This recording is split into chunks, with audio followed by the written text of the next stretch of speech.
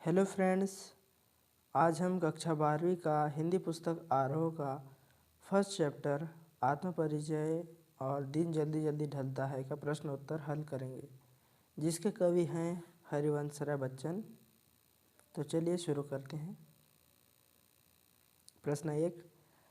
कविता एक ओर जग जीवन का भार लिए घूमने की बात करती है और दूसरी ओर मैं कभी न जग का ध्यान क्या करता हूँ, विपरीत से लगते इन कथनों का क्या आशय है। उत्तर।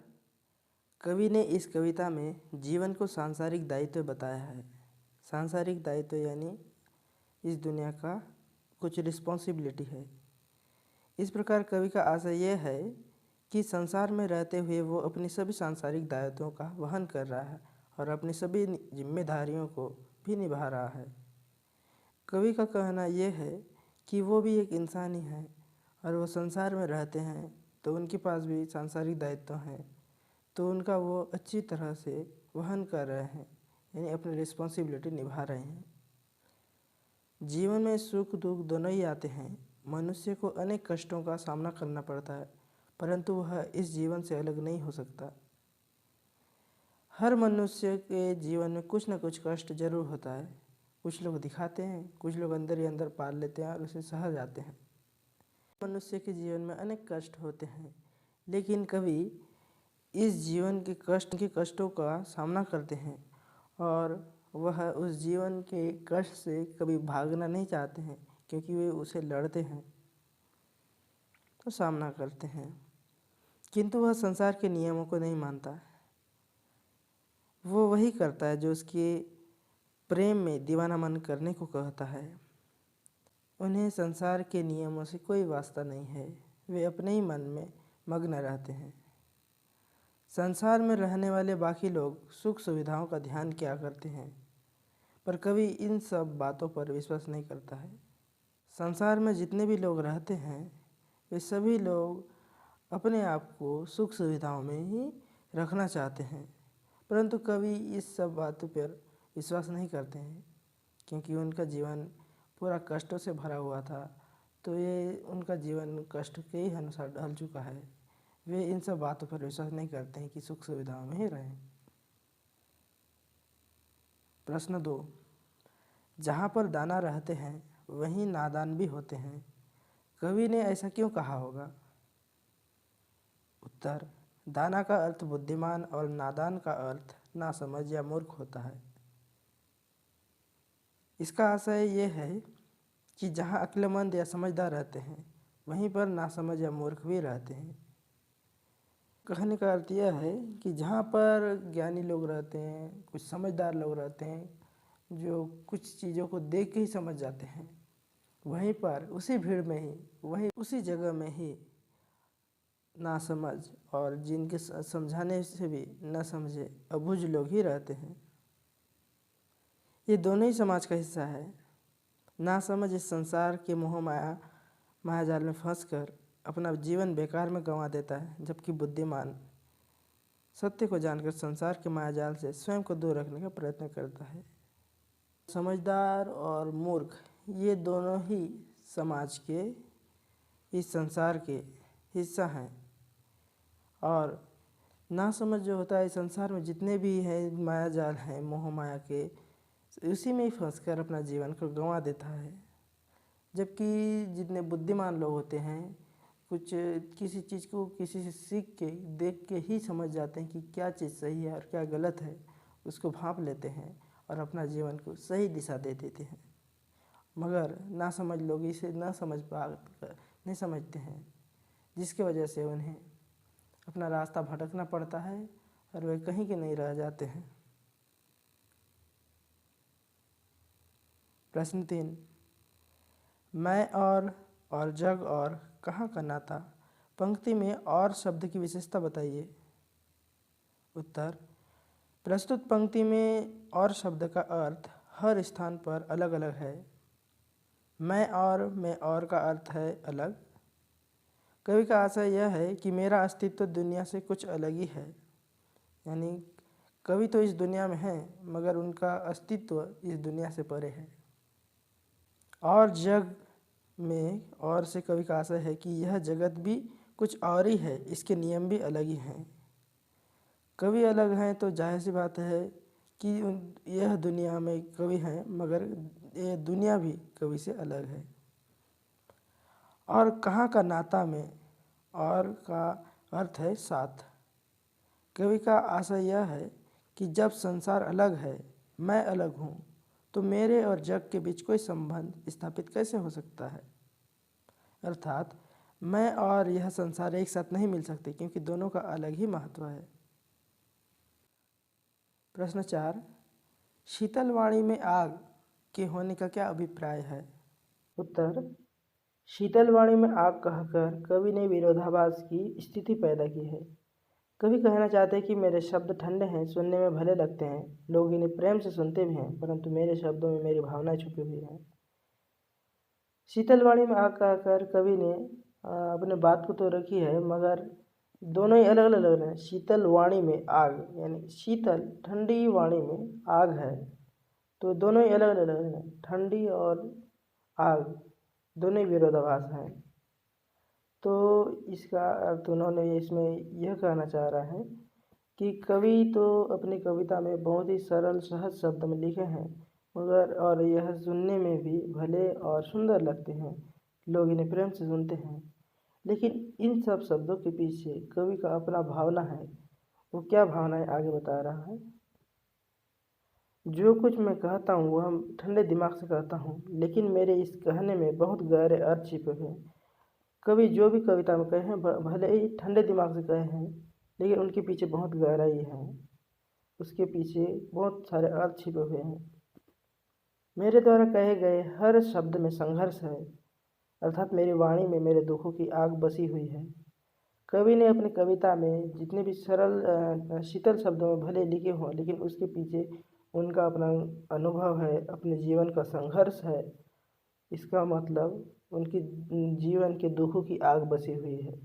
मैंने जीवन भर जो संघर्ष किए उन्हें शीतल वाणी में कविता का रूप देता हूँ। मेरा जीवन मेरे दुखों के कारण मन ही मन रोता है, लेकिन कविता के द्वारा जो कुछ कहता हूँ उसमें सहजता रूपी शीतलता होती है। कवि ने अपने जीवन में जितना भी संघर्ष किया है उसे अपने कविता में बहुत ही शीतलता से सरल शब्दों में लिखा है, मगर वे अंदर ही अंदर बहुत रोते हैं। इसे उन्होंने कभी भी अपनी कविता में सीधी तरह से नहीं दिखाया है, उन्होंने इसे सहजता और सरलता से ही दिखाया है। प्रश्न 5, बच्चे किस बात की आशा में नीड़ों से झांक रहे होंगे। उत्तर, बच्चे से यहाँ आशय चिड़ियों के बच्चों से है। जब उनके माँ बाप भोजन की खोज में उन्हें छोड़कर दूर चले जाते हैं, तो वे दिन भर माँ बाप के लौटने की प्रतीक्षा करते हैं। बच्चे यानी इस कविता में यहाँ चिड़ियों के बच्चे से है उनका आशय। जब उनके माँ बाप उन्हें सुबह छोड़कर खाना या भोजन खोजने कई दूर चले जाते हैं, तो उनके बच्चे उनकी माता पिता के आने की प्रतीक्षा में दिन भर उनकी प्रतीक्षा में रहते हैं, आशा में रहते हैं कि कब उनके माता पिता कुछ खाने के लिए दाना लेके आए। शाम ढलते ही वे सोचते हैं कि हमारे माता पिता हमारे लिए दाना तिनका लेकर आते ही होंगे। जिस प्रकार मनुष्य हो चाहे कोई जानवर हो, सभी को शाम होते ही कुछ न कुछ आशा होती है कि उनके माता पिता कुछ लेकर आए होंगे, कुछ खाने के लिए, कुछ तिनका। ये मनुष्य के लिए बोल रहा हूँ, कुछ खाने के लिए लाए हैं। तो उसी प्रकार ये चिड़ियों के बच्चे भी अपने माता पिता की प्रतीक्षा में सोचते हैं कि शाम ढलते ही वे सोचने लगते हैं हमारे माता पिता कुछ खाने के लिए लाए होंगे, तो कुछ दाना लाए होंगे, कुछ तिनका लेकर आते ही होंगे। यह सोच के प्रतीक्षा करते रहते हैं। वे हमारे लिए भोजन लाएंगे और वे सोचते हैं कि उनके लिए उनके माता पिता कुछ खाने के लिए लाएंगे, हमें ढेर सारा चुग्गा देंगे ताकि हमारा पेट भर सके। बच्चे आशावादी हैं।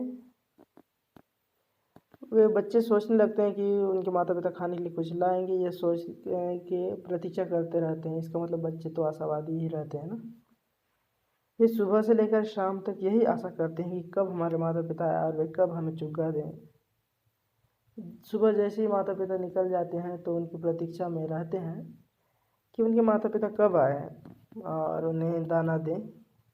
वे विशेष आशा करते हैं कि हमें ढेर सारा खाने को मिलेगा, साथ ही हमें बहुत सारा प्यार दुलार भी मिलेगा। चिड़िया के बच्चे में एक विशेष आशा होती है कि वे सोचते हैं कि उनके माता पिता खाने के लिए ढेर सारा भोजन लाएंगे और वो ये सोचते रहते हैं कि उन्हें जब आएंगे तो उन्हें प्यार दुलार मिलेगा, यही सोचकर प्रतीक्षा करते रहते हैं। प्रश्न 6, दिन जल्दी जल्दी ढलता है कि आवृत्ति से कविता की किस विशेषता का पता चलता है? उत्तर, दिन जल्दी जल्दी ढलता है वाक्य की कई बार आवृत्ति कवि ने की है। यहाँ पर दिन से कवि का आशय जीवन से है। यहाँ पर कवि ने दिन शब्द का उपयोग जीवन के लिए किया है। जिस प्रकार दिन सुबह सूर्योदय होता है और शाम सूर्यास्त होने के बाद ख़त्म हो जाता है, उसी प्रकार जीवन भी छोटा है, यह कहना चाहते हैं कवि। जिस प्रकार सूर्योदय होने के बाद अस्त हो जाता है, ठीक वैसे ही मानव जीवन है। सूर्योदय होता है और सूर्यास्त हो जाता है, वैसे ही अपना जीवन जन्म से मरण यानी कैसे बीत जाता है, कितनी जल्दी से बीत जाता है, यह पता ही नहीं चल जाता है। वैसे ही हमारा जीवन है। यह जीवन प्रति क्षण कम होता जाता है। प्रत्येक मनुष्य का जीवन एक न एक दिन समाप्त हो जाएगा। हम सब जानते हैं हर मनुष्य को एक न एक दिन मरना है, तो ये भी जानते हैं कि हमारा हर क्षण खत्म होते जा रहा है। तो कवि यह कहना चाह रहे हैं कि जीवन तो बहुत छोटा है और हर मनुष्य का दिन एक न एक दिन समाप्त होने ही वाला है। हर वस्तु नश्वर है, या इस धरती पे जो भी वस्तु है वो नश्वर है। कविता की विशेषता इसी बात में है कि इस वाक्य के माध्यम से कवि ने जीवन की सच्चाई को प्रस्तुत किया है। दिन जल्दी जल्दी ढलता है कविता का विशेषता यह है कि कवि ने अपने इस जीवन का सच्चाई को ही प्रस्तुत किया है। चाहे राहगीर को अपने मंजिल पर पहुंचना हो या चिड़िया को अपने बच्चों के पास, सभी जल्दी से जल्दी पहुंचना चाहते हैं। कवि इस कविता में कहना चाह रहे हैं कि राहगीर यानी पथिक जो अपने लक्ष्य के प्रति या मंजिल की ओर बढ़ रहा है, या इस कविता में कहें तो चिड़िया को भी प्रयोग किया गया है, तो सबको अपने मंजिल तक पहुंचना है। राहगीर को अपने जहाँ गंतव्य तक जाना है वो उसे जल्दी ही पहुंचना है। चिड़िया को अपने बच्चों के पास जाना है, जल्दी जाना है। सबको जल्दी जल्दी अपने मंजिल तक जाना है। सबको अपने मंजिल पास जल्दी जल्दी पहुंचने का आशा होता है, क्योंकि उन्हें डर है कि यदि दिन ढल गया तो अपनी मंजिल तक पहुंचना असंभव हो जाएगा। क्योंकि जो राहगीर होता है, जो जागरूक होता है अपनी मंजिल के प्रति, और चिड़िया जागरूक होती है, उन्हें पता होता है कि अगर डर भी होता है, यदि दिन ढल गया तो वे अपनी मंजिल तक नहीं पहुंच पाएंगी या अपनी मंजिल तक पहुंचना असंभव हो जाएगा। इसलिए वे जल्दी जल्दी दिन ढलने से पहले वे अपनी मंजिल तक पहुंचना चाहते हैं। दोस्तों, ये था आपके पाठ या कहे गद्य खंड का पहला पाठ, आत्म परिचय और दिन जल्दी जल्दी ढलता है का प्रश्न उत्तर। अगर वीडियो पसंद आए तो लाइक करें। Thank you for watching.